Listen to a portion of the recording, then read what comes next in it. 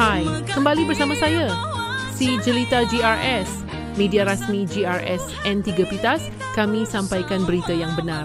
Di Pitas, ada satu janji yang tidak hanya disebut di pentas politik, tetapi ia ditunaikan dan dibayar setiap bulan, setiap tahun. Hospital Pitas, di sinilah majoriti rakyat B40 mendapatkan rawatan asas.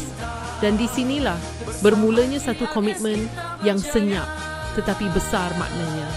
Selepas pilihan raya negeri Sabah ke-16, YB Dato' Rudi Awah mengambil keputusan tiada rakyat Pitas akan terbeban dengan caj rawatan asas. Inilah bentuk politik yang bertindak, bukan sekadar berjanji.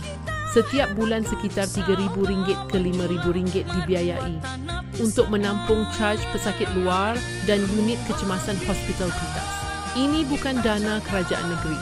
Ini bukan dana Kementerian Kesihatan Malaysia. Ini tindakan wakil rakyat yang memikul beban rakyat secara langsung. Maksudnya apa? Seorang warga emas datang untuk rawatan asas. Bayaran percuma. Seorang ibu muda bawa anak demam malam. Bayaran percuma.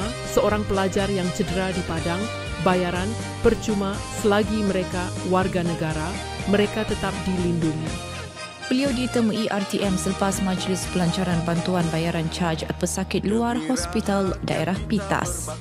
Bantuan tersebut merupakan inisiatif Datuk Rudi untuk meringankan beban penduduk sekaligus memastikan mereka mendapat manfaat kesihatan terbaik.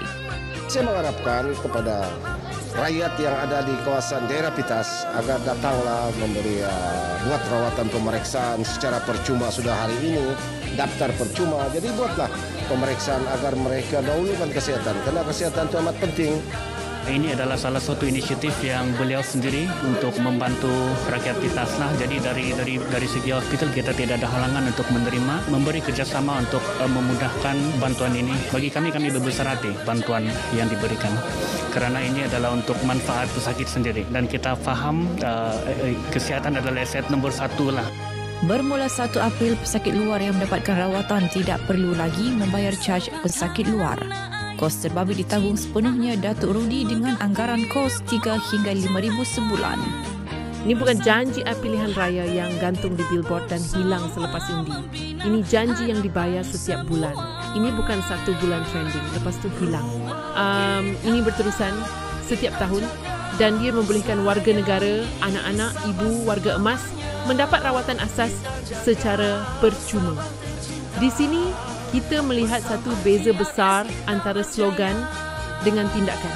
Slogan hanya bunyi dot tindakan adalah angka yang dibayar dan kesakitan yang diringankan. Inilah legasi seorang wakil rakyat yang memilih untuk menunaikan apa yang diucapkan. Kerana di Pitas, rakyat tidak mahu kata-kata. Mereka mahu kepedulian yang boleh mereka rasa walaupun hanya pada bil kesihatan bernilai RM1. Saya janji, saya buat. Suara keramat direalisasi dengan tindakan.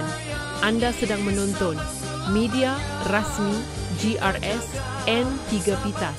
Suara rasmi perjuangan rakyat Pitas dan Sabah. Subscribe, like dan share kerana kisah benar perjuangan rakyat harus sampai kepada semua. Undilah GRS, undilah Rudi Awah, pemimpin yang merasai denyut nadi rakyat Pitas.